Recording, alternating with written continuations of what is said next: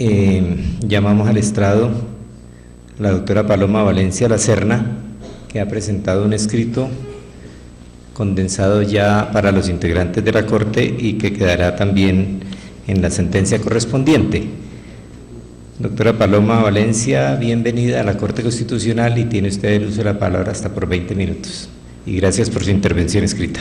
Muchísimas gracias, señora Presidenta y honorables magistrados de la Corte, preciados periodistas y queridos ciudadanos de Colombia. Vengo en mi calidad de ciudadana a este recinto sagrado de la Corte Constitucional para hacer esta intervención de lo que considero un exabrupto y un atentado contra la voluntad democrática del pueblo colombiano. Sea lo primero decir que los acuerdos de La Habana necesitan refrendación, porque fue una de las promesas de campaña del presidente Santos. Durante los últimos meses de la campaña se empeñó en decirle a los ciudadanos que no tuvieran miedo, que votaran por él, porque todo sería refrendado y los ciudadanos tendrían la última palabra de los acuerdos. Pero además, porque cuando se trata de un acuerdo que pretende traer una justicia transicional, requiere el acuerdo más grande que se pueda lograr de la sociedad colombiana. Y por lo tanto, para poder estar en ese acuerdo necesitamos un mecanismo legítimo donde todos los ciudadanos que participemos en él sintamos que hay garantías y que la respuesta de ese mecanismo realmente refleja la voluntad popular del pueblo colombiano. Pero finalmente, y creo que esta es la razón fundamental, porque creo que el presidente se excedió en las facultades de negociación. Un presidente, como cualquier funcionario público, está sometido a la Constitución y a la ley y puede hacer una negociación con los grupos al margen de la ley dentro del marco de la Constitución y la ley. Pero cuando estos acuerdos trascienden la ley y trascienden la Constitución de manera tal que los acuerdos van a tener que modificar el contrato fundacional de los colombianos, es necesaria una refrendación, porque mal haríamos en considerar que el presidente y el grupo de las FARC puede sustituir la voluntad popular colombiana, el constituyente primario, y modificar la Constitución de acuerdo a lo que consideren. Yo creo que cuando el presidente se excedió en las negociaciones, estaba entonces obligándose a llevar estos acuerdos a una refrendación. He oído en la mañana de hoy atentamente muchas de las intervenciones y uno de los argumentos que me llama la atención es aquel que dice que la paz lo justifica todo, que por la paz podría el presidente violar la Constitución, cambiarla, sustituirla y que incluso no tendría que consultarse al pueblo colombiano porque la paz es un derecho fundamental y un bien social tan apetecible que no habría por qué consultárselo. Y yo creo que ese no es el debate que nos convoca hoy aquí, porque yo hasta podría estar de acuerdo con que el principio de la paz o el derecho a la paz sea un valor fundante de todas las democracias y un anhelo constante de cualquier ciudadano. Pero es que yo creo que no le hace honor al debate que estamos teniendo que pretenda igualarse el acuerdo de La Habana con la paz, porque ese es precisamente el debate que nos convoca. Hay quienes consideran con justo derecho que firmar una negociación con las FARC nos acerca a la paz, pero hay quienes consideramos, y somos muchos ciudadanos y el Partido Centro Democrático, que por el contrario, un acuerdo de impunidad que premia con representación política a los criminales de lesa humanidad y que reconfigura las instituciones de la justicia, no acerca a Colombia a la paz, todo lo contrario, la aleja y se asemeja a una amenaza que va a alejar durante muchas generaciones la posibilidad de paz en Colombia. Y en ese sentido, yo creo que vale la pena volver a pensar en que la política en general no se refiere al qué. Todos estamos de acuerdo en qué. Todos queremos la paz, como queremos el bienestar social, como quisiéramos el pleno empleo, como quisiéramos el desarrollo y salarios altos para todos los colombianos. La pregunta que nos convoca aquí es el cómo. Hay unos que consideran que esta negociación nos acerca a la paz, pero incluso los propios negociadores lo han dicho en varias ocasiones, la firma del Acuerdo de La Habana no es la paz. De ahí viene un largo camino que ellos han estipulado en 5 años, algunos aseguran que tardaremos 5 generaciones para construir la paz. De manera que No podemos equiparar los acuerdos de La Habana con la paz, porque estaríamos entonces zanjando cualquier posibilidad de discusión. Y en ese sentido, yo creo que esta discusión tiene que centrarse en que el gobierno está presentándole a los colombianos lo que considera un mecanismo, la negociación de La Habana, idóneo para avanzar en el camino de la construcción de la paz, sin que sea ese mismo la paz. Y que hay muchos otros ciudadanos, entre los que me encuentro, y el Partido Centro Democrático, y muchos sectores de la oposición democrática de este país, que consideramos que por el contrario, este acuerdo nos desvía de la ruta que conduciría a la paz a Colombia. Precisamente por eso creemos que, como en cualquier democracia, esta discusión en torno a cuáles son los mecanismos que le pueden servir a Colombia para alcanzar la paz, no la puede resolver simplemente el gobierno, sino que la debe resolver, como lo decidió la Constitución de la democracia, el pueblo. Que sean los colombianos con su voto los que decidan cuál es el mecanismo y cuáles deben ser los puntos que debe contener este acuerdo para que realmente la responsabilidad del acuerdo no recaiga en un gobierno, sino que represente la voluntad del pueblo colombiano y de la nación colombiana. Y en ese sentido quiero decir que el mecanismo del plebiscito no es el mecanismo idóneo para la refrendación. Es un mecanismo viciado de inconstitucionalidad por varias razones. La primera de las cuales es la naturaleza jurídica del mecanismo. Cuando uno estudia la ley de participación ciudadana, las sentencias de esta honorable corporación, como la Constitución de Colombia entiende que el referendo y el plebiscito son figuras distintas. El plebiscito fue creado para, digamos, refrendar las decisiones del presidente, decisiones políticas, que no afectan ni el estamento normativo ni la constitución del país. De manera que es una decisión del presidente que puede tener unas consecuencias para adelante, pero que en principio no toca el edificio ni legal ni constitucional, porque esas no son las funciones del presidente. En la separación de poderes es claro que esas funciones corresponden al Congreso de la República, y que el mecanismo donde los ciudadanos pueden participar para incidir en las decisiones que toma el Congreso de la República es el referendo, que puede modificar las leyes, que puede modificar la Constitución. ¿Qué es lo que estamos viendo aquí? Un referendo disfrazado de plebiscito. Lo que ha hecho el gobierno es coger la figura del referendo y forzarla dentro del traje de un plebiscito con un único propósito al cual me referiré en un momento. Lo primero es decir que va a tener impacto sobre la Constitución y sobre las leyes, de manera que es un referendo. Tiene umbral de referendo, porque cabe recordar que el umbral que le había puesto la ley al plebiscito era del 50% y que este gobierno lo redujo al 13%, que es una manera, digamos, de disfrazar el umbral de referendo que le pone, que es el 25%, que equivaldría para una de las dos vertientes a un 12.5 más un voto, que equivale a grosso modo al 13% que ha pedido el gobierno.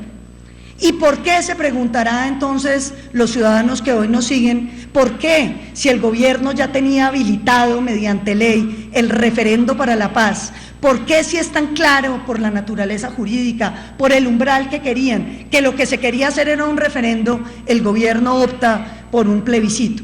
Y yo creo que la razón es para hacerle trampa a la jurisprudencia de la Corte Constitucional, que ha sido muy clara en el sentido de que cuando hay un referendo, los ciudadanos deben ser consultados asunto por asunto y no son permitidas las bloqueaciones de bloque por el sí o por el no. Yo creo que lo que está buscando el gobierno es poder tergiversar la voluntad de los colombianos. Porque si ustedes miran las encuestas, ustedes verán que cuando le preguntan al ciudadano si va a votar por la paz, más o menos un 60 o un 65% vota por el sí. Pero cuando son consultados sobre si, por ejemplo, quieren que las FARC no paguen cárcel, entre un 70 y un 80% en todas las encuestas dicen que no están de acuerdo con que las FARC no paguen cárcel. Cuando les preguntan que si están de acuerdo con que las FARC tengan representación política, entre un 70 y un 80% de los colombianos dicen que no están de acuerdo con la representación política de los criminales de lesa humanidad. Y entonces el gobierno ha hecho toda esta estructura tramposa para poder fingir una refrendación popular, que evidentemente, además, y este es el segundo argumento que quiero presentarle a esta Corte, está violando ese principio que esta misma Corte ha venido desarrollando de lealtad y libertad a los electores, por 3 razones básicas. La primera, porque no hay libertad ni lealtad del elector cuando la pregunta es capciosa. Y me dirán ustedes, pero usted, senadora Paloma, ¿cómo conoce la pregunta? La conocemos por la campaña que ya ha iniciado el gobierno, por la campaña por el sí, donde dicen vote por la paz, y el que no vote por la paz es enemigo de la paz y quiere la guerra y se va a quedar desempleado y quiere que lo maten. De manera que ya sabemos que la pregunta será si se aprueban los acuerdos para la construcción de una paz estable y duradera. Esa pregunta evidentemente no le hace justicia ni lealtad a un elector, porque no lo deja expresar el fondo del asunto, porque nuevamente el debate aquí no es si queremos la paz o no, el debate es si los acuerdos en los términos que el gobierno los ha concertado son conducentes para el futuro de Colombia o no lo son. El segundo tema sobre la estigmatización de una de las respuestas. Aquí no hay ninguna lealtad. ¿Qué posibilidades tiene realmente la ciudadanía colombiana de votar no, cuando el propio presidente sale en los medios de comunicación diciendo que aquel que vote por el no quiere que lo maten y se quiere quedar desempleado? Eso lo que equivale es a ponerle un fusil en la cabeza al colombiano y amenazarlo para que no pueda votar libremente. La estigmatización que está haciendo este gobierno frente a las otras posiciones anula cualquier poder democrático que tenga este mecanismo, porque aquí realmente las preguntas son mucho más importantes, y es si un acuerdo donde los criminales de lesa humanidad no van a pagar ni un solo día de cárcel le contribuye a la paz de Colombia. Es si el mensaje que queda después de que esos criminales queden libres y encima de un uniforme lleno de sangre se cuelguen las insignias de la representación política, no le estamos diciendo a las futuras generaciones de colombianos que ser pillo en este país paga y que le va a uno mejor si ha sido criminal que si ha sido un campesino honrado. Creo que es muy grave que no nos preguntemos si le ayuda al perdón de la sociedad colombiana que las víctimas tengan que soportar que sus victimarios sean ahora erigidos como figuras públicas en sus propios pueblos, donde cometieron los crímenes o en el nivel nacional. Yo creo que estas son las preguntas que le compete responder al pueblo colombiano. Y precisamente por eso creemos que tampoco le hace justicia ni lealtad a los electores colombianos el hecho de que haya financiación solamente para el sí. Oíamos ya la presentación sobre cómo se le otorgaron 5 minutos gratuitos en todos los radios y televisiones públicas y privadas del país al gobierno, no simplemente para publicar los acuerdos, no, con una estrategia de comunicación que de una vez viene amarrada con la promoción de los acuerdos. Por supuesto, al no y a la abstención no se le dio absolutamente nada. El sector que decidiera acompañar alguna de esas posturas tendría que salir a recoger los recursos desde el sector privado, que los tendría que recoger, como lo ha dicho el gobierno, a título de la guerra. Nadie le va a dar plata a la guerra. También quisiera decir que el tercer argumento que encuentro yo para que esta honorable corporación declare la inconstitucionalidad parcial o condicionada de este plebiscito es el hecho de que esa votación en bloque, ese sí o no, ese contrato de adhesión donde los colombianos o lo tomamos o lo dejamos, está negando la posibilidad de que los colombianos realmente nos podamos expresar. El plebiscito como está hoy solamente lo pueden votar los que estén de acuerdo con el acuerdo de La Habana, pero aquellos que como yo tenemos reparos, que queremos votar, pero queremos votar paz sin impunidad, estamos excluidos de la posibilidad de hacerlo. Y el tercer argumento que quisiera presentarles es que este plebiscito o este proyecto de ley o esta ley le está fallando a la institucionalidad colombiana, porque es una especie de acto jurídico complejo. De la aprobación que esta honorable Corte haga de este plebiscito y de esa fingida refrendación popular va a haber unas consecuencias muy graves para Colombia. Y no me refiero simplemente a los acuerdos, Me refiero a que esto está amarrado al llamado Acto Legislativo para la Paz, que ya está en su último debate, que incluye tres cosas muy graves. La primera, unas facultades por 6 meses al presidente que rompen la tradición constitucional colombiana, que ha sido muy seria en que las facultades al presidente tienen que ser limitadas en la materia. El Acto Legislativo para la Paz le dice al presidente que puede sacar todas las leyes ordinarias que desee, que sean útiles, ni siquiera para implementar los acuerdos, útiles para la implementación de los acuerdos. Crea además un procedimiento exprés para modificar la Constitución y para sacar leyes estatutarias o cualquier ley que se necesite, donde el Congreso también tiene que tomarlo y dejarlo, en un contrato de adhesión, donde el gobierno presenta un proyecto y el Congreso simplemente lo puede aprobar sin ninguna modificación. Además, unos presupuestos plurianuales por 20 años que comprometen la voluntad de los colombianos por los próximos años, todo eso amarrado a este plebiscito, porque así lo dice la exposición de motivos del Acto Legislativo para la Paz y así lo dicen sus ponentes en el Congreso. Y lo que es más grave y de lo que nos hemos enterado solamente está en estos días, y es que se pretende incorporar los acuerdos de La Habana en la Constitución, y no solamente contentos con eso, pretenden darle un estatus supraconstitucional para que ni siquiera la voluntad popular del pueblo colombiano en el futuro, ni siquiera una Asamblea Nacional Constituyente pueda modificar los pactos que ha hecho el gobierno más corrupto y más impopular de los últimos tiempos con el grupo terrorista más violento que ha tenido Colombia. Esas implicaciones de este plebiscito en el futuro llaman la atención y sobre todo merecen que esta Corte revise el tema. ¿Qué hemos venido a pedirle a esta honorable Corte? Con la humildad de un ciudadano, pero con la esperanza de un ciudadano que quiere la democracia y confía en sus instituciones. Que declaren la constitucionalidad condicionada de este plebiscito y lo conviertan en un referendo, que es la figura que le corresponde a esta consulta.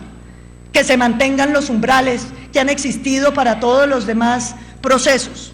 Que se hagan preguntas precisas, ninguna capciosa, que no se estigmaticen las posiciones ni de abstención ni de negativo, que se prohíba esa estigmatización odiosa en la que anda el gobierno, que se limiten los poderes de contratación del gobierno y que si se va a entregar financiación pública se le entregue a todos los mecanismos de participación que supone este mecanismo, que serán el sí, el no y la abstención. Que den garantías para que los ciudadanos en las zonas donde hay presencia de los violentos no vayan a ser amenazados, para que no vayan a tener un fusil en la cabeza a la hora de votar, de manera que esta consulta solo se podrá hacer cuando las FARC se hayan concentrado. Además, que permitan que los ciudadanos se puedan pronunciar sobre todos los asuntos de La Habana. No se trata aquí de 100 consultas. Los temas fundamentales se pueden resumir en 10 o 12 preguntas cruciales para el futuro de Colombia, donde los colombianos podamos decir y expresar realmente lo que queremos de la negociación de La Habana. Yo quiero votar y muchos colombianos queremos votar. Queremos votar paz, pero con cárcel para los criminales de lesa humanidad. Queremos votar paz, pero sin representación política de criminales de lesa humanidad. Queremos votar paz, pero con la entrega para la destrucción de todas las armas. Queremos votar paz, pero con la entrega del dinero, del narcotráfico y del secuestro para reparar a las víctimas. Queremos votar paz, pero sin que el narcotráfico y el secuestro se conviertan en delitos políticos. Queremos votar paz, pero sin que se comparen las Fuerzas Armadas de Colombia, que han sido los ejércitos de la democracia, con los grupos terroristas que han tratado de derrocarla. Queremos votar paz, pero sin reemplazar las instituciones de la justicia por un nuevo tribunal conformado a voluntad del terrorismo y del gobierno más corrupto e impopular de los últimos años. Queremos votar paz, pero sin impunidad. Quiero pedirle a esta honorable Corte que entienda la magnitud de la decisión que está tomando hoy.